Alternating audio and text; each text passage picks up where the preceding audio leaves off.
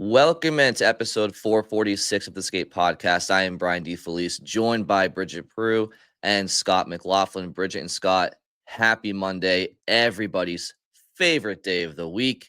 Scott, you had a nice weekend at a concert. You went away at the end of last week a little bit nervous. They might hire the next head coach while I'm away, and your prediction was wrong. I was confident in it. I've never been more sure of anything than making that announcement while I'm in the car, either driving up to Maine or back from Maine. But here we sit late Monday morning and still no announcement.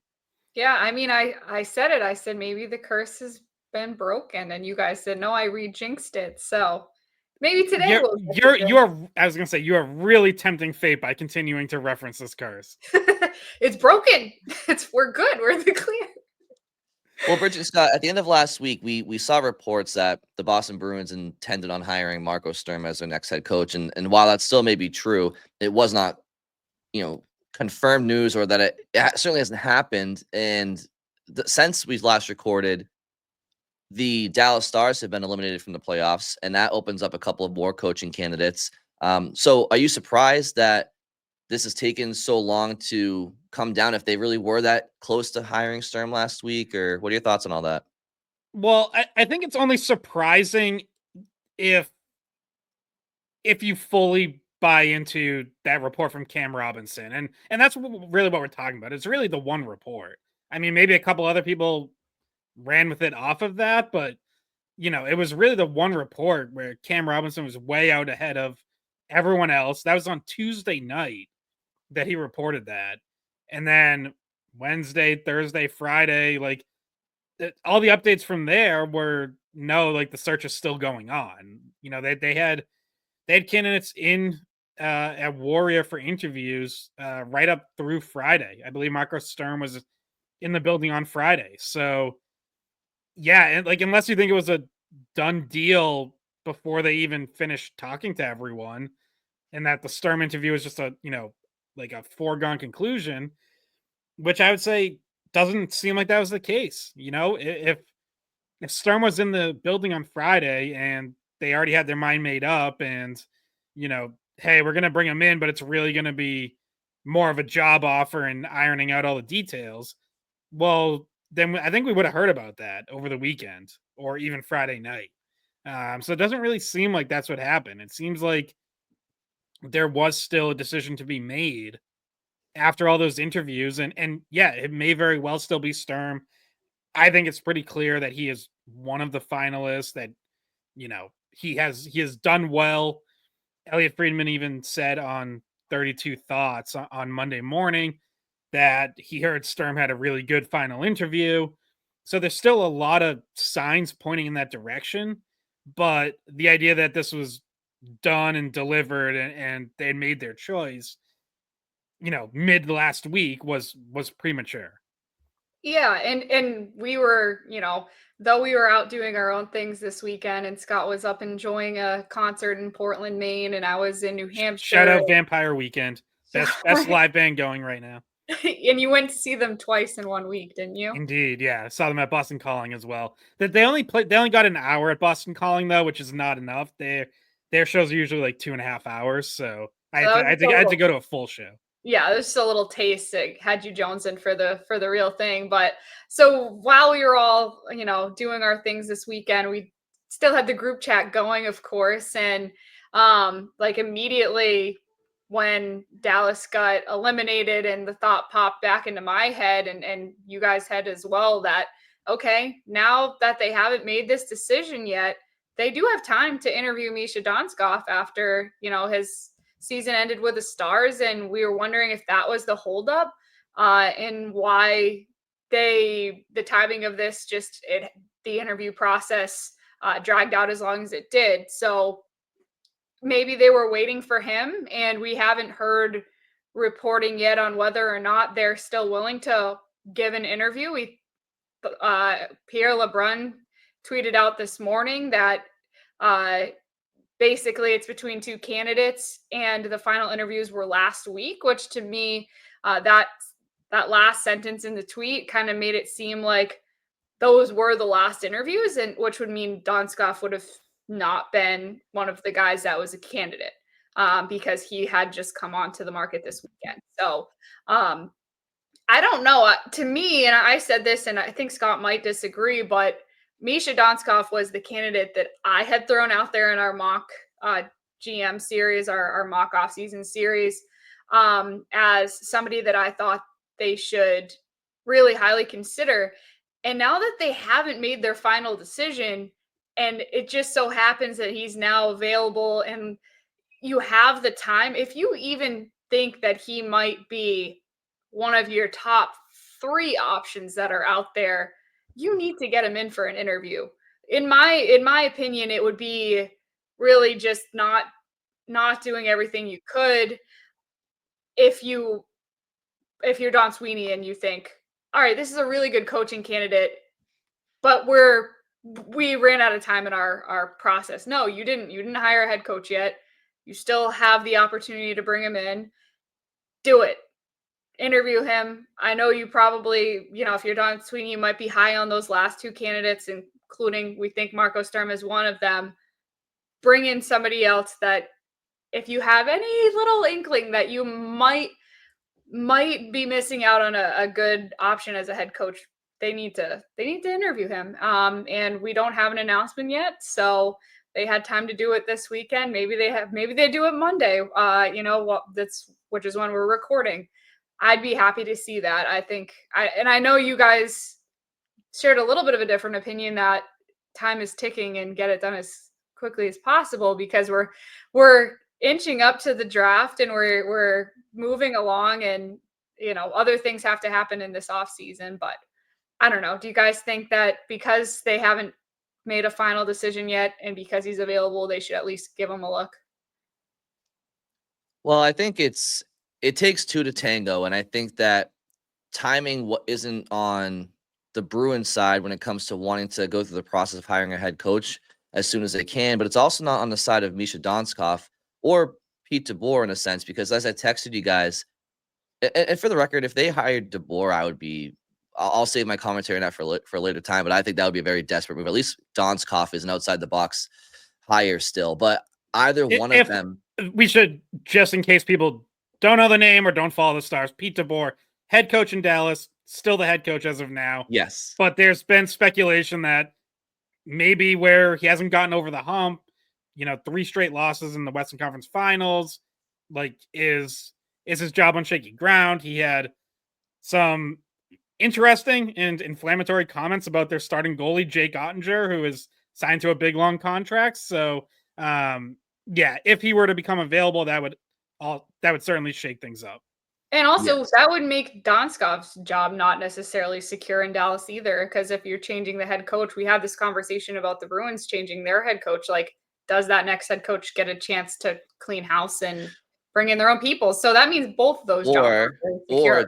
Or does Donskov get promoted to Pete's job? So, but in any event, I just think that for both of them, they have been focusing on making the Stanley Cup Final up until a couple of days ago, right? So for them to be focused and solely focused on the task at hand, and that's winning a Stanley Cup, to in a matter of days having to interview for the Boston Bruins, where they may or may not have done their homework on Boston. I doubt it. I think that they're probably focused on Dallas.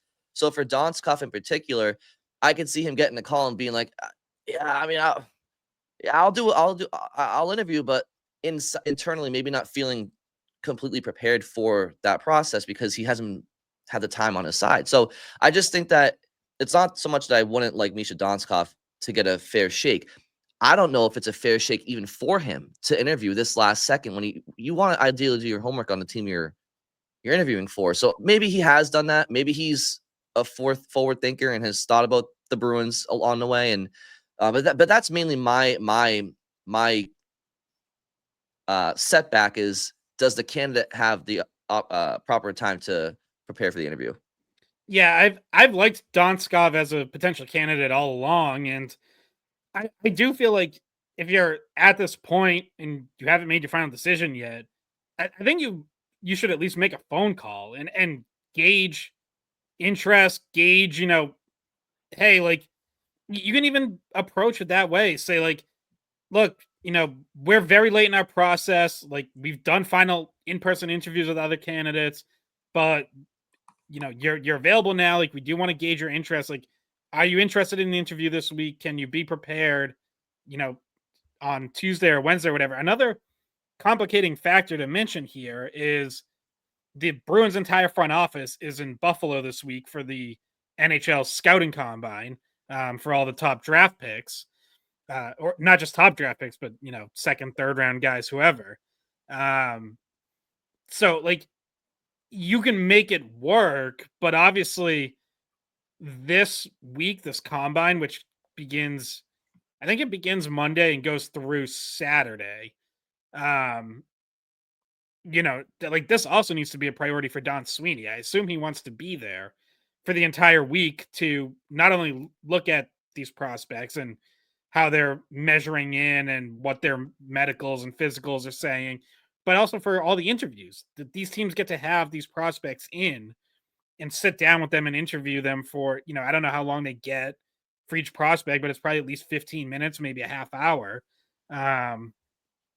Like that's, given where the Bruins are picking that and the dearth of high end prospects, like this is also an extremely important task on their offseason to do list. So I don't think Sweeney probably doesn't want to like fly to Boston, miss a day of the combine to do another interview, but you might have to. Like if you're not blown away by the candidates you have, if you haven't truly fallen in love with any of them and you want to at least consider Donskov, then it probably it has to happen this week. Like I don't think you're putting it off another week just to talk to one guy when you've already done your final interviews with 4 or 5 other guys. So yeah, I mean, when Don Sweeney told the Globe, I think it was Jim McBride who had the interview, or actually it might have been the Herald with Steve Conroy, that he wasn't waiting on any other candidates in the playoffs. And that was like 2 weeks ago. I think we all took that to mean like, well, they're pretty close to the end then. And he knows, we're not going to wait for another round of the playoffs to end. Well, here you are, another round of the playoffs has ended and you still haven't made your hires. So it has changed things. I would at least make a phone call to Donskov, but I don't, to Brian's point, like, I don't know if there's just logistically time for it to come together where he's going to pass whoever your finalists already are. And does he have like familial things? Like I got to talk to my wife or my kids. Is this an opportunity that makes sense for the family? And you have to make these decisions in an instant if you want to rush over for a phone interview or whatever with Don. Yeah, I mean, maybe he has momentum though. Like sometimes when you're the last guy to interview and your brain is still like clicking and you have, you're really excited and you have momentum. Like you're the last person that he's talking to. Maybe you say something that he just was missing from the other interviews. And also I don't feel like they have to go all the way back to Boston, right? Can't he just come to Buffalo? No? Be like, hey, meet me up here. I mean, I guess, but yeah, and I mean, they should. I would assume they have some sort of, because I do think part of these interviews is like they'll watch video of certain things or examples of how they want to play or certain players, what to expect. Like some of these interviews are more interactive than just sitting down across from the table and talking. Like there's sometimes other stuff that goes into it. And I would assume you could do that from Buffalo if it took place there. Because they're probably doing that with some of these prospects as well.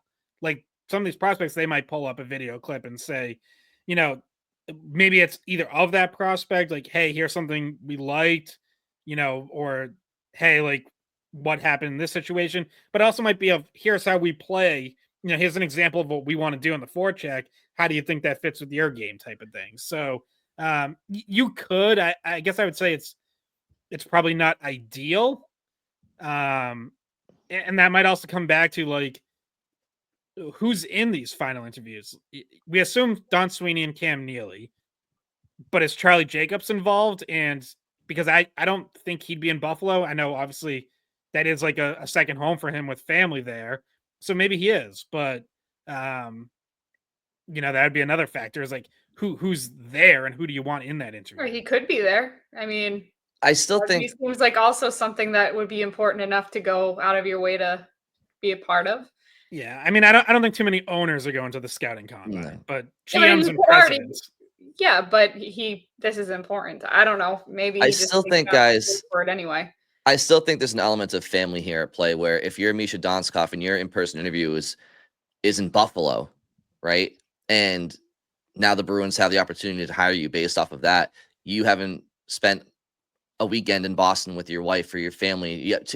Now you're. I mean, you'd be in a situation where maybe you're getting a job offer from Don in short order before your family or your wife or just all included haven't had a chance to go see their prospective new home. There's a lot of elements at play here. You haven't seen your coach's office, and like I know like that sounds kind of silly, but like The it is facilities, part yeah. of it. Yeah, like you want to walk around the facilities. Yeah. So I think there's a lot of value into interviewing in the city where the job is that you'd be Yeah. And taking. can I add one other thing that works against Donskov, which is that if he's interested in seeing if he gets elevated into the Dallas head coaching job or interested in another vacancy at some like he's not going to have time to even do that if the Bruins are like we need your decision by Right. Wednesday, Yeah. like he wouldn't have time to even weigh the other options. Yeah, The timing doesn't seem great for anybody.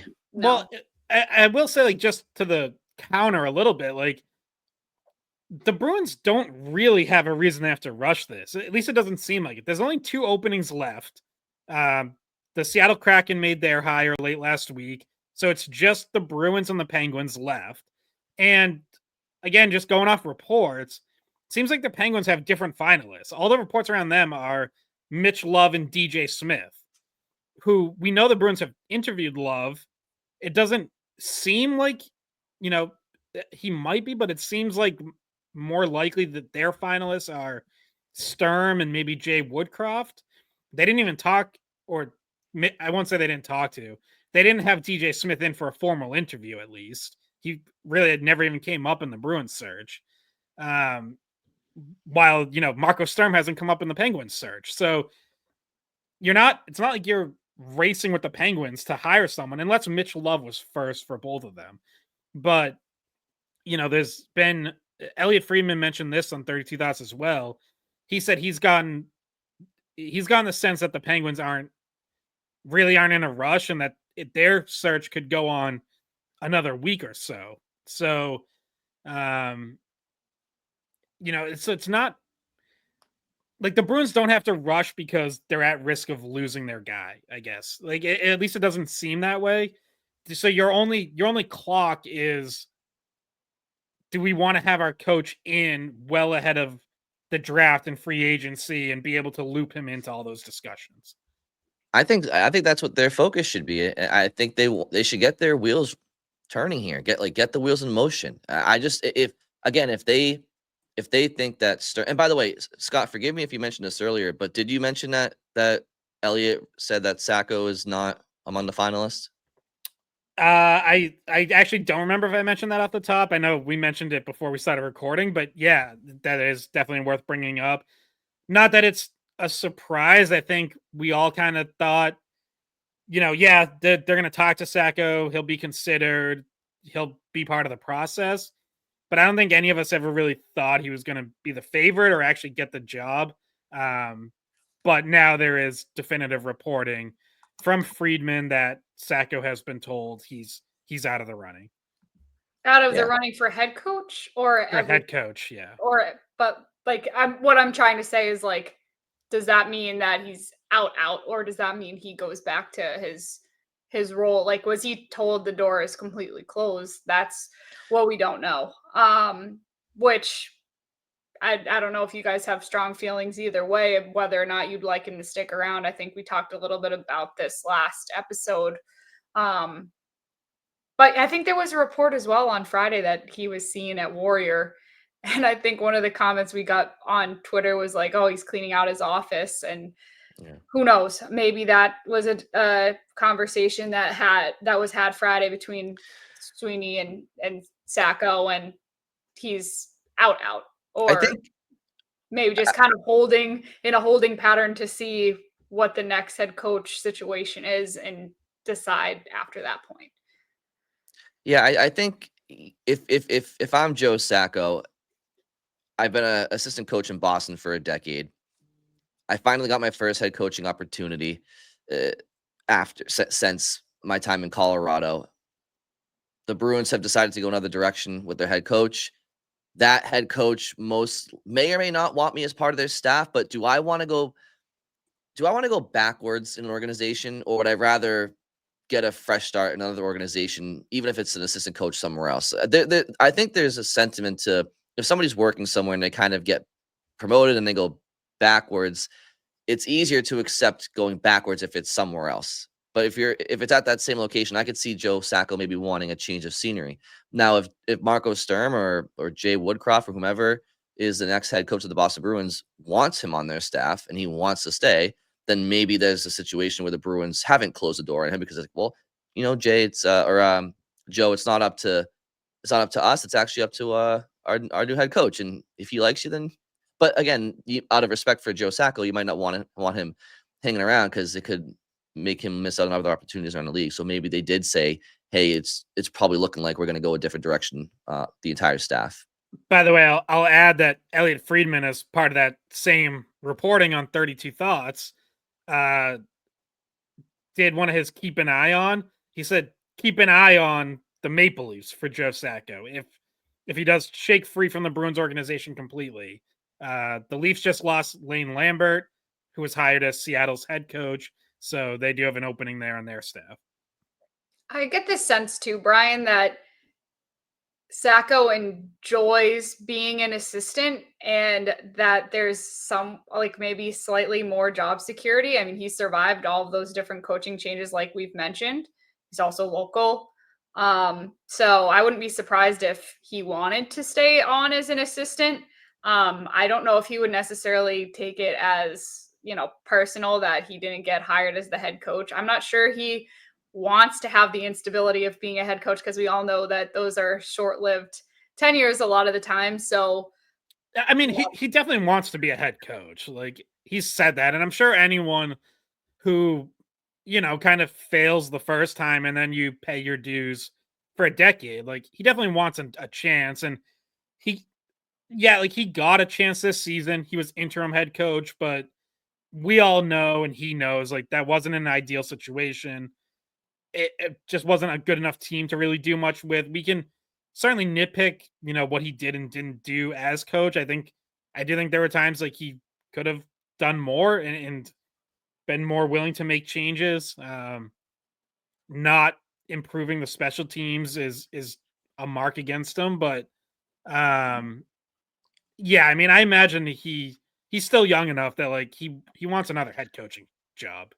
If he doesn't mind, if he doesn't want to be a head coach, there's going to be a lot of ifs here. If he doesn't really want to be a head coach, which I don't buy, if he would rather stay in Boston because maybe logistically he doesn't have to move houses or his family, and if the new head coaching hire for the Bruins wants him on his staff, or the Bruins management want him on their staff, then maybe if all those ifs are fact, then I could see him staying in Boston. But if I'm Joe Sacco, I think what Scott said is true. I think there's a competitive nature in everybody, and you want to.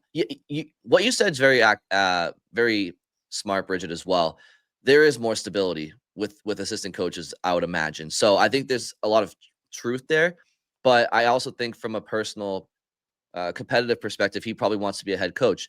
Now, would being an assistant coach in Boston propel him to his next head coaching opportunity, or being an assistant coach in maybe Toronto propel him to a better opportunity of being a head coach in the future? Not so much in Toronto, but just around the league. Where's a better place for you to succeed as an assistant coach for other teams around the league to maybe look at you in the future? Maybe that's just not Boston anymore for him. Maybe it is. Maybe he doesn't care about any of that. But one thing seems to be apparent, which is he's not the finalist for the head coaching job in Boston. We do have some mailbag questions we wanted to get to as well that trickled in over the last week. Before we do, Bridget and Scott, do you want to give some initial feedback on what is going to be a rematch in the Stanley Cup Final this year? Yeah, I'm wondering if you guys think it goes differently. So, just as a quick refresher, last year, Florida storms out to a 3-0 lead. Can't close it out. Edmonton comes all the way back to force game 7, and Panthers, of course, winning in 7. I think it's going to be Panthers again. I do think it's going to be a long series again, and hopefully a more balanced back and forth one, and not 3-0, because like last year's series ended up being exciting at the end, but it didn't feel exciting for games like 3, 4, 5 until Edmonton was really back in it. I think it should be a good series. Like McDavid and Draisaitl are just so good on their own that I think, and Bouchard on the back end. Like, I think anyone discounting the Oilers is pretty foolish, but I can't bring myself to bet against the Panthers with what they've done in the playoffs the last 3 years. With the fact that they're healthy going in, the Oilers are not. Zach Hyman is out. I don't fully trust either goalie, but I certainly would rather have Bobrovsky than Stuart Skinner. So I got to go Panthers, but I do think it'll be, a 6 or 7 game series. Home ice is different. Does start in Edmonton this time. Game 7 would be in Edmonton if it got that far. But I'm excited. Like, I just think, don't you want to watch the best player on the biggest stage? Like that's what you want in every sport. So now 2 years in a row, you have Connor McDavid here. I know people complain about the markets because it's Florida, it's Edmonton. Reporters complain about the travel because it's almost about as far as you can get between 2 NHL locations. But I am very excited to watch this. Yeah, that's so far away. We heard some of our colleagues who are, continuing to cover this are not happy about the logistics of getting back and forth in that series. So, but for our viewing, it's great. And if you are on hockey Twitter at all, you're seeing a lot of Oilers fans probably getting their 2 cents in about how this year is going to be different and how this year it's going to be the year, rather than, the result of last year with Florida winning. So I've seen a lot of hype from that end, but we, as people who have watched the Florida Panthers take out so many good teams, including good Bruins teams over the last few years, know how hard it's going to be to beat them for the Stanley Cup. And so I'm definitely interested to see. Hockey's so unpredictable. Who knows who ends up healthy or hurt in this series? I mean, that's a huge factor. If someone goes down in the first game or two, could change the whole series. And if one goalie just hotter than the other, there's just so much that goes into it that you can't predict. So I'm excited to watch that. Rematch makes it a little bit more interesting too. Maybe it's a little bit more of an aggressive game. Maybe there's some animosity left over from last year, and that always makes things more entertaining too.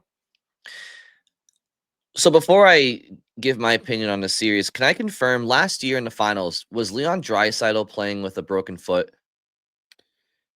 I do remember he had some sort of injury that came out after. I don't remember exactly what it was. Well, so I think it was something significant. I don't 100% remember if it was a broken foot, but it was something pretty significant. And by all accounts, he is healthy this year in the playoffs. And I think a healthy Leon Draisaitl makes a big difference because he might be Connor McDavid's Robin in Edmonton, but he's a Batman everywhere else in the league. So I think that having the two of them as healthy as can be at this stage in the season is a much better advantage for Edmonton this time around. If I'm looking at the two teams, I think the Florida Panthers are the better team top to bottom. And I'm not saying that with any disrespect to the Edmonton Oilers, because I'm sure there's Edmonton fans that would be laughing at that, or maybe even some neutral fans that would maybe laugh at that. I don't know how you could. Florida's the defending champs. They've been in the finals 3 times in a row. But I do think Florida is the better team top to bottom. But I do think that the Edmonton Oilers have the 2 best players in the world. And I wonder if they will be denied a second time around. I also think Edmonton has a really strong supporting cast. So while I think the Panthers are the better overall team, I think Edmonton has a really good overall team as well. I saw something interesting, and it's true. The last couple of generational players before Connor McDavid, I'm sure you guys saw this, or maybe you've pieced it together. But The Wayne Gretzky, Crosby yeah, Gretzky thing, yeah. yeah. What Wayne Gretzky, his Edmonton Oilers lost to the New York Islanders back in the 80s. It was the Islanders' fourth of 4 consecutive Stanley Cup championships. The following year, rematch, Gretzky gets over the hump, gets his first cup. Sidney Crosby in 07-08 season lost to the Red Wings in the finals of Game 6. In the 08-09 season, the Crosby-led Penguins won the Stanley Cup. Here's Connor McDavid, loses to the Florida Panthers last year in his first Cup final appearance. Rematch the following year. Will he follow suit with Crosby and Gretzky? I guess we'll find out. But I agree with a lot that you guys have said. I think that the Oilers falling down 0-3 last year made for some dramatic moments in a must-watch Game 7. But they were battling uphill all series. If they can avoid that, and it's more of a ping-pong series, you added to the fact that if it does go 7, they're on home ice, where they did pretty well against the Panthers last year in the playoffs. So, to me, it's a pick 'em. For me, it's who's going to win. The best team overall, most likely, or the team that's not as good overall, but has the top 2 players in the world, in particular, the top player in the world, and will he be denied a second year? Will McDavid just will the Oilers ultimately and not let them lose? And I think, oh boy, I really don't know. I if I had to say, I feel like McDavid might just not be denied. Well, But yeah, do you remember the bitter this was in the Netflix, or was it Amazon? I think it was Netflix documentary that came out about it was Amazon. Amazon. it was Amazon, okay. At the end of last year, they're announcing Connor McDavid as the MVP, and he's in the locker room and he's looking just about as sad and downtrodden as you'll ever see a player. And that feeling is hard to, you know, that's a feeling that nobody ever wants to deal with again, and can be a really big motivating factor.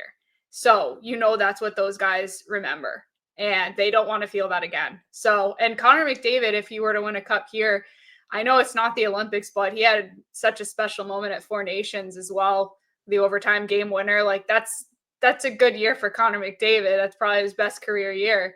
Obviously winning the cup, but just thinking about what he's been able to do along the way, with some other big moments, it would be, I mean, if you're a McDavid fan, or even if you're just a hockey fan that likes to root for the best players, like that'd be something that you'd be rooting for probably. And I don't think any fans in this area need any extra motivation to root against the Panthers. So Yeah, and you also had McDavid in that same series as they were falling behind the Panthers, flipping out in the locker room, like screaming at his teammates to get going. And I do think like there could be an element here of, it almost took the Oilers really too long, like 3 games, to realize what they had to do to beat the Florida Panthers, and how much more challenging that opponent was than anyone else they had faced, and how much of a different animal they are. And now there shouldn't be any surprise. Like, now you're not going to be caught off guard by the Florida Panthers in game 1. If you are, shame on you. But you do think, they might be able to get up to that level and play the way they need to play well before game 3 or 4. Well, if somebody were to say to Bruins fans at the start of this year, either Trent Frederick or Brad Marchand will have a Stanley Cup ring on their finger at the end of the season, you'd probably think, "Oh, wow, the Bruins win the cup." Nah, they no, they had one of the worst seasons in recent memory, and they sold at the deadline, and now they got to face each other in the finals. So one of those two guys will, Brad Marchand either gets his second ring, or Trent Frederick gets his first. And Scott, you mentioned, I mean, the injury to Zach Hyman, it opens the gate for somebody, one of the depth forwards in Edmonton, to kind of step up. I'm not saying it's going to be Frederick in that role, but it's an X-Men up mentality. Hyman's a loss. You're right about that. I mean, a Sam Reinhart in Florida, I think he might be a little banged up too. I mean, everybody's banged up this time of year, but I think the Panthers might be banged up as well, even if some of them are good enough to play. But good enough to play is better than listed out for the night. So, where in the lineup do you think Trent Frederick would be if they win the cup? Third? Does he get a third, fourth? Perfect world for the Oilers. I mean, fourth liner, maybe ninth floor. But ultimately, I meant like when they hand the cup around. Oh, I thought you meant a spot in the lineup. I don't know, probably close to last, I guess. Yeah, maybe before the backup goalie, but maybe. I don't know. It'll be a fun series. Connor McDavid just turns around and he's like, "Freddie, it's your first. Here you go, bud." Yeah, it's everyone's first, essentially. Hey, I will say Frederick was foaming at the mouth back in October on the season opener. The season opener was a virtual no-show for the Boston Bruins, and if you guys remember, that was one of my first massive eyebrow-raising moments this year. How do you lose to the same team 2 years in a row, have all summer to think about it, and then forget your skating legs to start the season? But Trent Frederick was really out for retribution. He hates the Florida Panthers. He grew up with Matthew Tkachuk. He doesn't like him right now in the NHL. And I do think that he wasn't able to get any retribution from the year before. And I do think that kind of messed with his psyche as the season went along. I think Frederick was still kind of off to a slow start because he just couldn't get his game going in any direction. But now in the finals, he's going to have a chance to get some retribution on the Florida Panthers. Sam Bennett, Matt Tkachuk. I'm not saying that he's a match for those players, but there's some bad blood there. So you have him, you have Evander Kane, you have Corey Perry, the worm, as people call him around the league. So I think as much skills the Oilers have up front with McDavid and Draisaitl and Nugent Hopkins and some others, I do think that they have some grit and sandpaper to kind of match Florida's toughness. Darnell Nurse is another no nonsense guy in Edmonton. So I think it's going to be I think there's gonna be a lot of animosity in this series. I think it'll be good, and the Oilers can hurt the Panthers like teams that. The Panthers played the Lightning. They have a great power play. Toronto has great talent, but they shy away in the postseason. You take too many penalties against the Oilers, they have superstars that are not afraid to do damage and be effective. So they got to be real careful about staying out of the box. But I think they're a disciplined team. They know what they're doing. By the way, a fifth final for Corey Perry in the last 6 years. And no wins. Lost the other 4. Now did win with Anaheim very early in his career back in 2007. But yeah. He bounced around a little bit. It was Tampa, Montreal, Dallas, and now Edmonton twice. Yeah. Wow. Well, it'll be a fun finals. It starts Wednesday, I believe. Is that correct? Wednesday night. All right. Let's get to some mailbag questions. We have about maybe 20 minutes left or so. Brian, there's one that's related to Edmonton if you want to start there. The one from Remy. Yes. Let's see here. Okay.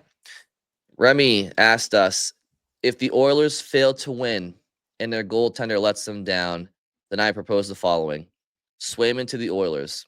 Nugent Hopkins, Stuart Skinner, Victor Arvidsson to the Bruins. Arvidsson being the extra price you pay and cap dump for the little typo here, but cap dump for the Oilers. Only 1 year left that impacts the Oilers more than the Bruins.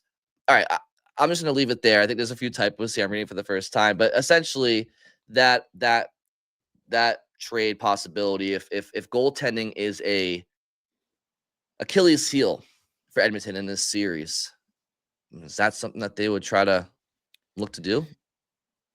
I mean, not the first time people have speculated about Swayman to Edmonton, because they are one of the teams that is always right there and has consistently been let down by goaltending. And as we've discussed from the Bruins end, Swayman this summer does not have any trade protection. After next season, his no trade clause does kick in. So if the Bruins at all want to try to get out of Swayman's contract, this summer would be, or I guess in season would be the time to do it. I went back and forth on this one a little. Like it's not a bad idea, like a bad proposal. Like I think it feels like the kind of trade that both teams would have to at least think about. Again, assuming Skinner lets the Oilers down. Obviously, Skinner has a really good series and they win the cup, then it's off the table. But I ultimately don't think I would do this for the Bruins, to be honest. I whatever issues I have with Swayman this past season, I have way more issues with Stuart Skinner. I think you'd be back to looking for a starting goalie because I don't think you would have one, or at least not one you would trust. And I know Remy, as he went on in his email, because it was a little longer, did mention, the work that goalie Bob could do with Stuart Skinner, potentially get him on track. And like, sure, there's something to that, but ultimately, I just think Jeremy Swayman's a much better goalie than Stuart Skinner, or at least certainly has the potential to be way better. And I just wouldn't do it. Ryan Nugent-Hopkins, I like as a player, but I like him when he's on a line with Connor McDavid. He hasn't really had elite production other than when he's playing with McDavid. So if you bring him in, like, to me, I think that's kind of another number 2 center. And I don't think the Bruins have that much of an issue finding number 2 or 3 centers. They need to find a number 1 center. I don't think Ryan Nugent-Hopkins is that. So I'm not going to take the downgrade in net to make that trade. Yeah, I mean, that the big if would be if goalie Bob.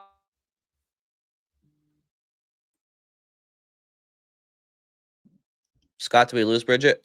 I think we might have. I wasn't sure if that was me freezing up, but yeah, I think Bridget is frozen. Okay, well, Bridget, if you get back, we'll let you finish your thought there. I'm sure she'll come in the middle here, Scott, finishing her sentence. But let's move along to the next question. And again, if Bridget comes back online, then she'll be able to finish her thought there. So this is from Roger. And Roger asks, you've covered the Bruins' search for a new head coach over the past month, and that decision should be made final very soon. Now that most of the other NHL coaching vacancies have also been filled, can you spend a little time giving your opinions on the other recently hired coaches? I feel like a few of those other hires made perfect sense, Sullivan and Tocchet, while some other hirings were a little more surprising, Quenneville and Blashill. Can you review the other hires and whether you think those coaches will be a good fit for their new teams? Thanks. Love the show. So, Roger, I would say also, maybe you skip ahead the first 15 minutes of this episode where we kept talking about the Bruins head coaching hire possibly. But yeah, Scott, what do you think of some of the other head coaching hires around the league so far? Mike Sullivan, obviously, we talked about here. Quenneville was never really an option here for reasons we've discussed. But yeah, what do you think? Well, yes, I guess we can go one by one, just give quick thoughts. So, yeah, we can start with the Rangers hiring Mike Sullivan. I said from the start, I'm a Mike Sullivan guy. I like him. I would have liked him in Boston, so I got to be consistent. I like him in New York. I'm always a little skeptical when teams just zero in on one candidate and really don't even do a search. Like, just as a local example, that's how the Patriots got themselves in trouble with Gerard Mayo. They didn't look at anyone else. But obviously, Mike Sullivan has a lot more of a track record there where you know what you're getting. So, yeah, I like that hire for the Rangers because I like Mike Sullivan as a coach. Yeah, I think Sullivan is a good fit there. I definitely think that he's a qualified coach. There's no doubt about it. He's a qualified coach in general. It just depends on what an organization is looking for. Where are you in your franchise's trajectory? If the Boston Bruins were a Stanley Cup contender right now, I think Mike Sullivan would be a great hire for the job. Now, the New York Rangers are not a Stanley Cup contender right now, but still, they have some good talent there, and he's an established guy. So, I'm with you, Scott. I, I always kind of raise my eyebrows when a team doesn't spend a long time on a coaching search, or rather, should I say, it seems like their decision was made the second somebody was let go. Right now, sometimes that guy that got let go he's a no-brainer coach. And I think Mike Sullivan falls into this category, but still, the Rangers aren't in a situation where I think they're a coach away. I think they also need to ask themselves some serious questions. Hey, are we a little bit further than we think? Do we want a guy that is more win now? Right. So I think the Rangers are in a more similar spot than the Bruins than they are, I don't know, a contender that just fired the coach. So I think he's a good coach, obviously for the Rangers, but I do question maybe they should have spent some more time on what type of coach they wanted. Yeah, I think they think they're going to be back in contention sooner than maybe some fans do. So that's a little bit of a dangerous game to play. But if you think that, and if that's what your goal is, if you're not like they are a true retool where that is how they're going to approach it. Like they're going to try to be back next year. The Bruins say they're retooling, but we have to see this summer, like just how aggressive they're actually going to be.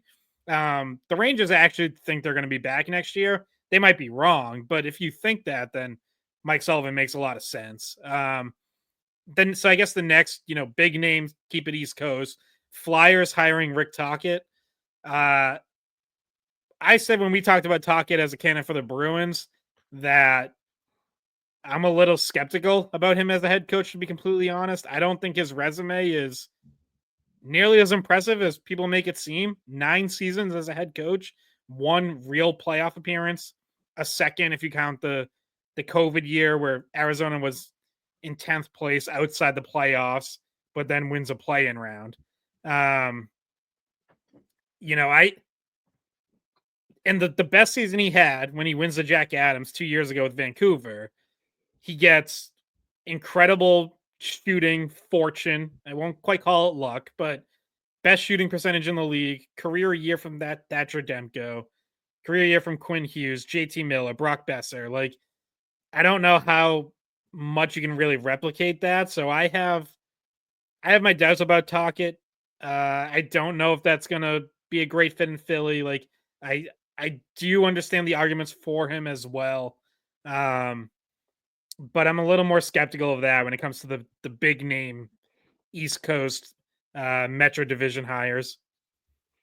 Yeah, I mean, obviously from a history perspective, Tocchet fits like a glove in Philadelphia. Spent most of his career there, fan favorite, alumni, obviously. So, like I said, I think he provides accountability for sure, and I think he's going to have a hardworking locker room because I don't think you have a team coached by Rick Tocchet or John Tortorella previously that isn't going to work hard because they're afraid not to.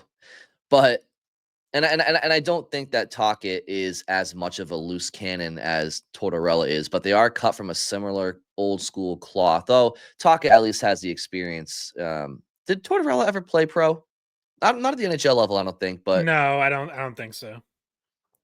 obviously Tocchet has that player experience as well. That is more when someone's been there and done that, players have a tendency to respect that a little bit more.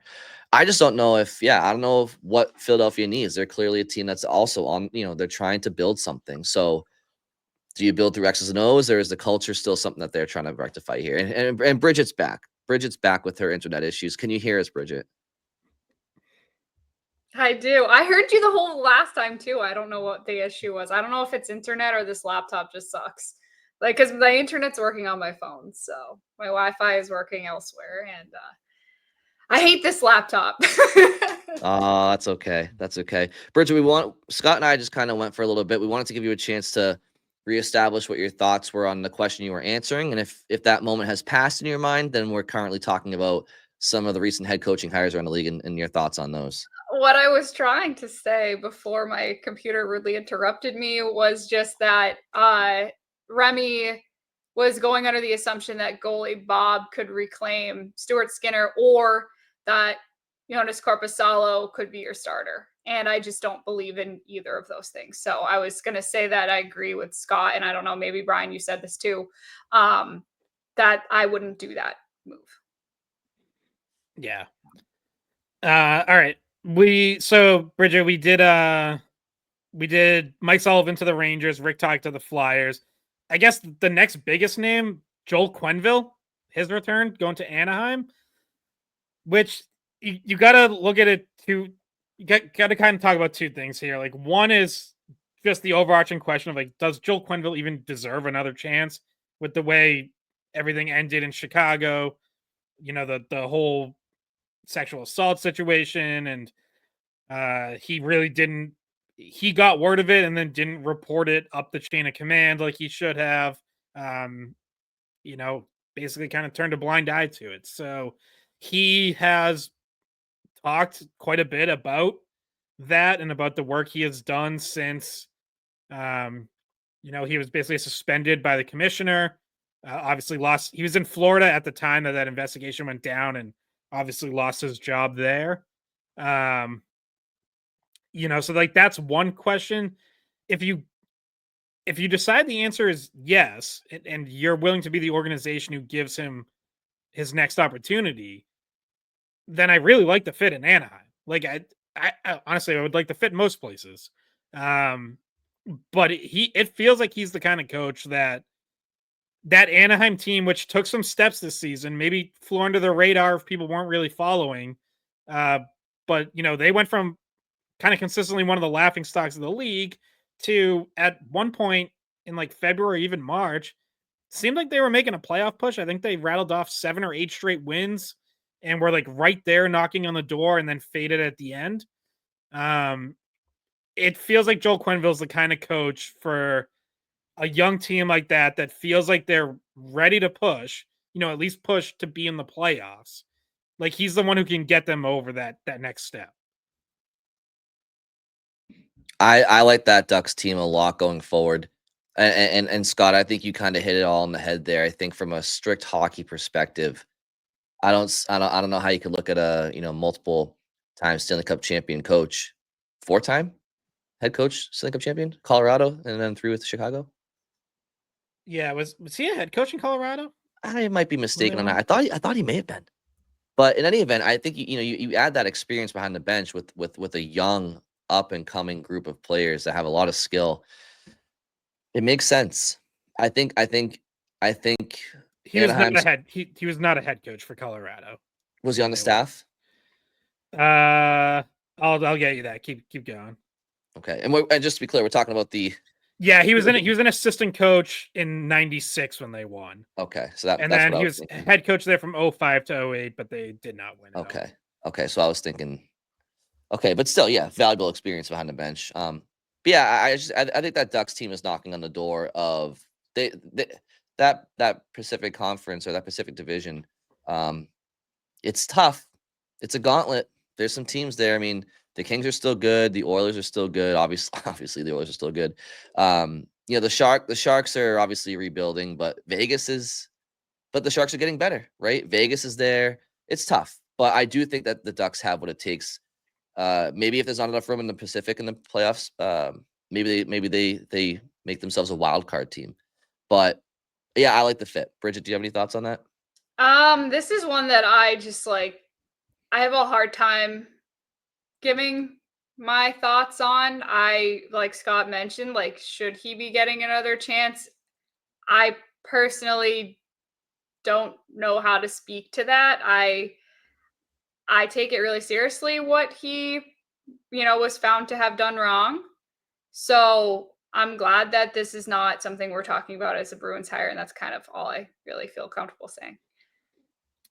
Yeah, and I mean, part of that comes to like, what is your organization willing to handle? I mean, the Bruins had the Mitchell Miller debacle just 2 years ago, and that most likely takes them out of the running for someone like Joe Quenneville. Like, they probably couldn't have been that organization, have to answer those questions and be able to convincingly say, like, yeah, we did our homework and we take it seriously, and we went through the whole process that we needed to go through, and you trust them. Because it's like, well, you just had the Mitchell Miller thing where you clearly didn't do enough homework. Like, Cam Neely admitted that less than a week later after they cut him, admitted like there were something fell short in terms of what they were looking at. So if you're the Bruins, there's probably hasn't been enough time since that to be able to take any kind of risk along those lines. If you're the Anaheim Ducks, as far as I know, like, I don't think they've had any scandals. So, they probably look at that and say, okay, let's make sure we do our homework. Let's make sure everything he says he's been doing, he's actually been doing, right? Like if he says he's volunteered here, or he's spoken here, or whatever, check with them, make sure he actually did.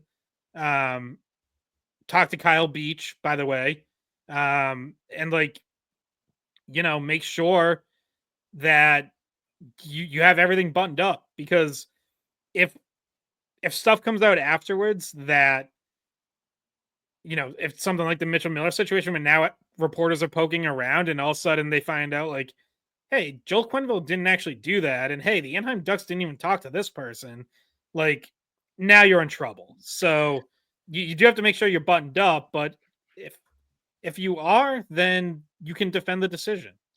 And I thought I saw somewhere that Kyle Beach made some sort of comment that he may have been okay with Quenneville getting a coaching job. Like he wanted to get a coaching job again. I thought I saw something about that. I know, But yeah, I know Joel.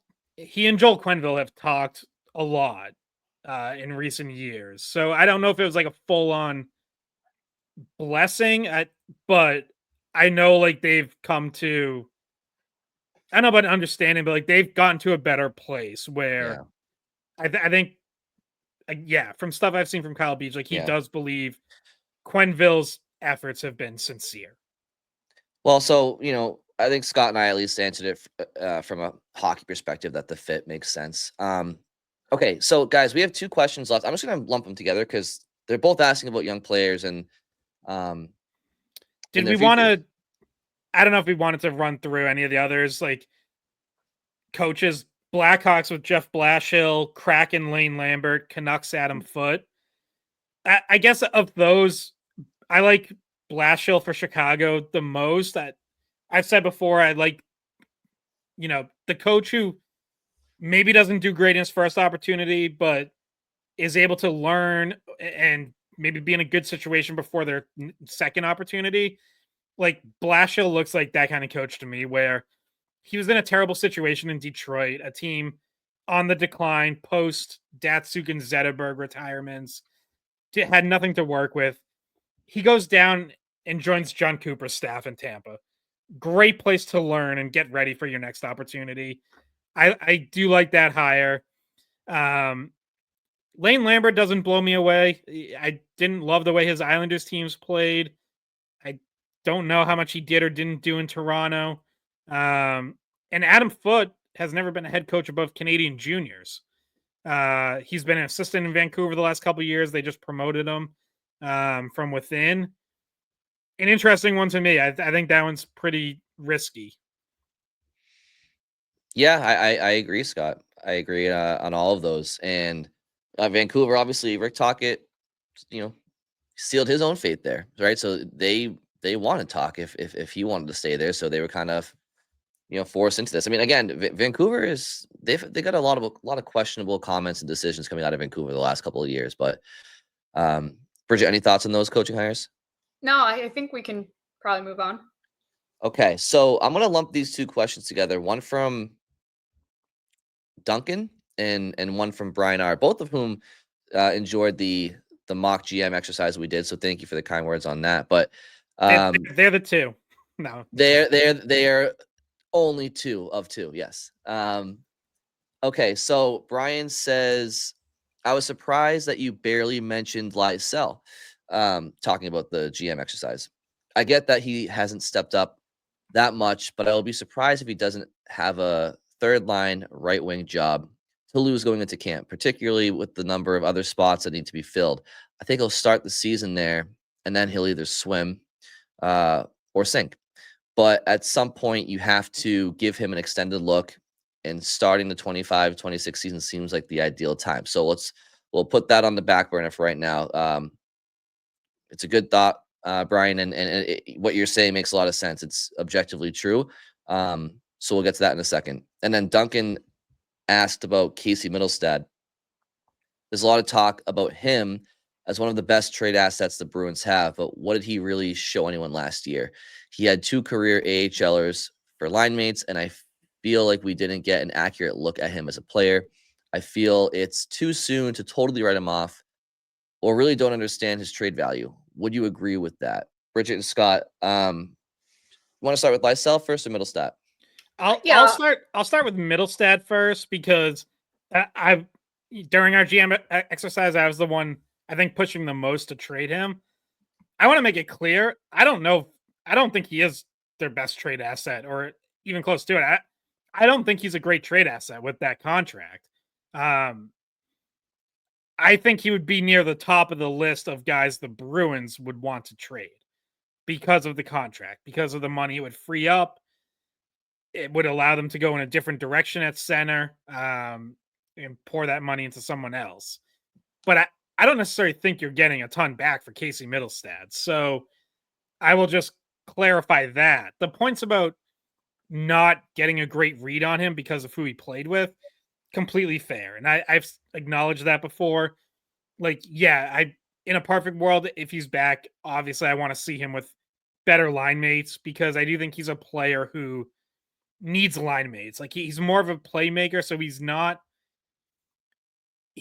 setting up other guys if his line mates aren't good enough to get open or to finish chances or to help around the net, then that's not a great mix. So I acknowledge that. For me, like being willing to trade him or even wanting to trade him is more about even going back to before he was on the Bruins, like I just don't love the way he plays and it doesn't fit a normal Bruins identity. Maybe they're shifting towards something different where they're gonna allow for more of an offense only guy, a center who isn't as good in his own zone. But I still kind of have a hard time seeing the long term fit.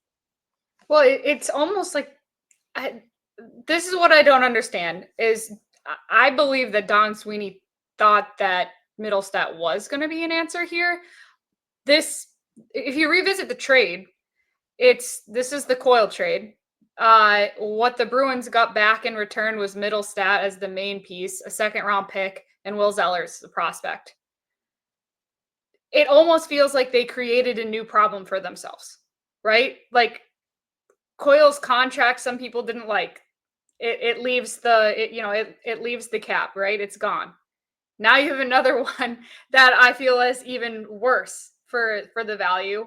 So you're adding a difficult contract in terms of what you're getting versus what you might actually need. And yeah, you may have created another issue for yourself. It is fair to say that we didn't get the best possible look of Casey Mittelstadt with the team that was around him after the deadline that he came into. To me, it feels like I just get the sense he's here next season, though I do agree with Scott that it opens up a lot of options to your free agency with more cap available, and options that I like better than Casey Mittelstadt. If you were to try to really push to get rid of him, you just have to kind of call that piece of the Coyle trade a wash, I guess. Yeah, and it's tough, right? Because we don't know what we don't know, and maybe Colorado doesn't take Charlie Coyle if Mittelstadt's not going the other way, right? Like you don't get Will Zellers, so you might be really high on. You don't get a second round draft pick, which is good for your system. If you don't, agree to take on Casey Mittelstadt, maybe he wasn't somebody that the Bruins really coveted. It was somebody that they were like, all right, I mean, like we got to make a deal here, and we think there's something there, so And we'll we take have a to risk ice a on it. full roster, Yeah, even though yeah, we don't want to. exactly. And look, like I don't even dislike the idea of taking a chance on Casey Mittelstadt. Again, he's had a 57 and a 59 point season in the NHL. That's nothing to sneeze at. If he becomes a 65, 70 point player for you, he is more than worth $5.75 million a year. So, Especially with the cap going up. right. So But in that case, you're giving up your flexibility for this free agency class, right? Like you're doing that with you have to sit and wait and watch this season. Whereas we were trying to move the contract before to make maybe bigger moves and add bigger pieces that maybe seem like better fits this offseason. Yeah, I mean, and we talked about this on our, I think it was our last episode. Like, you have to find some guys who work better here than they did elsewhere. And so taking a chance on Casey Mittelstadt, who clearly has some talent, I don't hate. Like, again, I'm just skeptical that it happens, that it pans out that way, because I have questions about the player and just the way that he plays as a center for the Boston Bruins. But I'm not saying it's not like a chance worth taking. There's things I would rather do with that money, but it's not like it's only an albatross of a contract if he's a 40-point guy or less. If you get him back to being a 55 to 65-point guy, that's not a bad contract. And like, now you have an impact player to work with. Well, he's only got 2 years left in his contract, Yeah. right? So you didn't assume a 8-year deal where he's like, 2 years into an 8-year deal, you got 6 years left of him, and you got 2 years left of him. And I appreciate the fact that he might not be a center, Boston Bruins type center, but you know what, guys? Honestly, what does that mean anymore? The Boston Bruins identity right now is kind of in no man's land. In addition to that, do the Bruins even want a certain identity that they used to have, because it's not what the league is anymore? So yeah, I mean, I just think, and as far as free agency this year, part of me doesn't want the Bruins having a shit ton of cap space, because I don't think this free agency class is great. I don't think they should be overspending in free agency anyway. I think they should. I mean, we've kind of talked about it, like, but definitely we've talked about it. There's a few different ways they can go. They could spend big on someone like Mitch Marner, but I don't think that Marner. I don't think Boston's on the top of Marner's list anyway. So I think the Bruins are probably going to spend around the margins and trying to make some good additions. But I don't want them overextending on themselves in free agency. Certainly not this offseason. So yeah, it's. I feel like he'll be on a. If I had to say, I feel like there's like a 85% chance, maybe more, that he's on a team next year, just because it might be tough to move him. But let's move on. And yeah, sorry, Bridget. One last thing, when we were doing our mock off season and we put together our final roster, he was on it because I think we all acknowledged that was probably the most likely thing that was going to happen. And Brian and I had mentioned him as a third line center. Yes. So like, he is a middle six forward. He could be on your third line, and maybe if you find a way to strengthen the second line, he looks like a great option as a third line center. The same conversation we had about Charlie Coyle. Like, okay, all of a sudden when he's on this third line with Taylor Hall, this is one of the best third lines in the league, and you're happy with it there. And so there's there are movement options. Also, how comfortable is anybody? And I'm not judging this. It's too early to tell, but like, truly, like, how comfortable is anybody right now with the idea of a third line of Matt Poitras, Fraser Minton, and Murat Hustadinov? That's a young line. It's an unproven line. So I mean, Casey Middlestad's doesn't have the longest resume or pedigree, but he's a young veteran in the league that, as Scott pointed out, has put up around 60 points a couple of different times. So at least he would be a young veteran presence on in a third line role if the Bruins felt as though he could slide down the lineup based on an acquisition in the summer or something. So yeah, I mean, there's a lot of options there, and I just think ultimately it's too early to tell on Casey Mittelstadt, and I do think it's going to be tougher to move him than not. So I think they'll be patient, and again, it's not a super long contract that they got from Colorado. But the other person that we were asked about was Fabian Lysell. Now, I think if we were going based off of the end of last season, yeah, I think we're all feeling good about the idea of Lysell coming in and earning, in all caps, earning a spot in training camp. But of course, he didn't have a great playoffs with the Providence Bruins, and you ask yourself, why is that? And why is he getting scratched in a potential season-ending game for the Providence Bruins? So that's still looming out there as well. And I think the jury is out on him. I think it's easy to look at the Bruins roster right now. Again, it's tough right now before free agency. But you do see the holes, and it's like, okay, well, they got multiple holes that are up for grabs. Lysell should be able to grab at least one of them, right? In theory, yeah, but the player has proven to be inconsistent, if nothing else. Yeah, exactly. Like, yeah, if we were having this conversation after the end of Boston's regular season, I would have leaned towards Lysell winning a spot in camp. At the end of Providence's postseason, I lean towards him not winning a spot. And it's just sort of the inconsistency you get over and over again from Fabian Lysell, where you see a flash and it looks like something starts to click, and then you see a step back and it looks like he's not ready.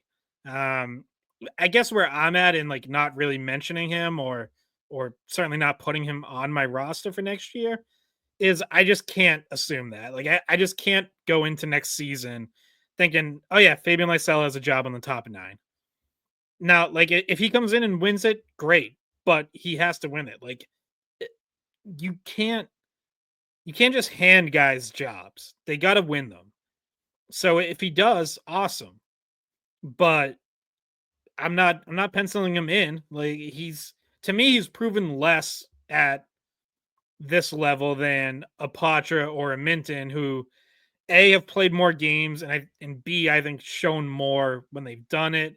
Patra also had a strong finish down in Providence. Minton played pretty well. So I think those guys have more momentum. And I also, as much as I might like the idea of like, hey, just spend big at the top of the roster and plug in whoever lower down, that generally has not been the Bruins' MO. So I don't see them carving out 3 spots for young guys, or 4 if you include Husnudinov in that group. Like there's going to be jobs there for guys to win, but I don't think it's going to be like the entire bottom 6.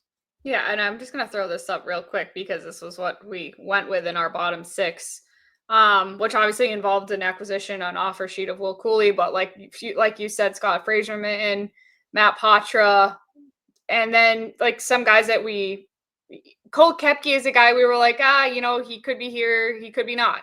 Same with Jacob Lauko. If you think that Fabian Lysell fits in better and not Koepke or Lauko spot with who we had as the extra forward, then I mean, even that, like they're different roles, right? Like that's what I was just gonna say. Yeah, like Lysell's not going to be your 12th. I don't personally think that that's a fit for him on that roster.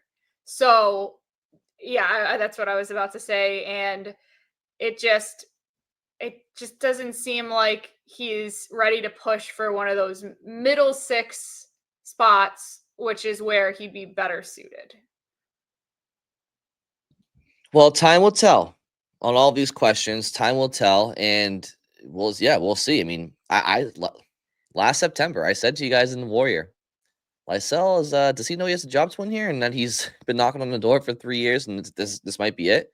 So we'll see if he's learned his lessons. But well, and he's now potentially going to be competing with, if they draft a winger, like at 7, if say Porter Martone is the best player available, or they decide to go wing there, that's another, could be another issue for him.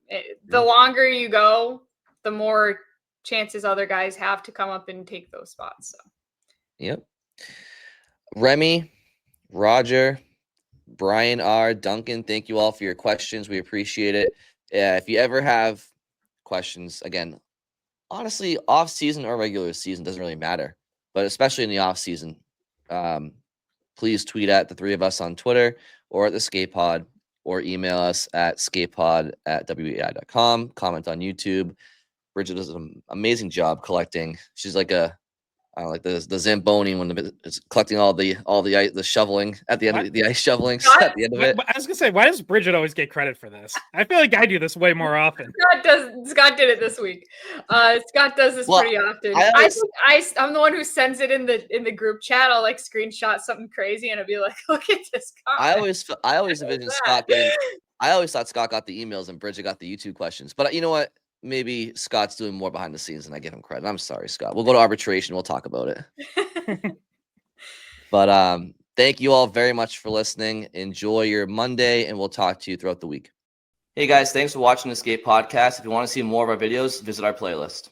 Not in front of a screen? You can listen to us on Spotify, Apple Podcasts, or wherever you get your podcasts. Don't forget to follow us on social media. And if you enjoyed this video, please don't forget to give us a thumbs up, subscribe to our channel, and leave a comment.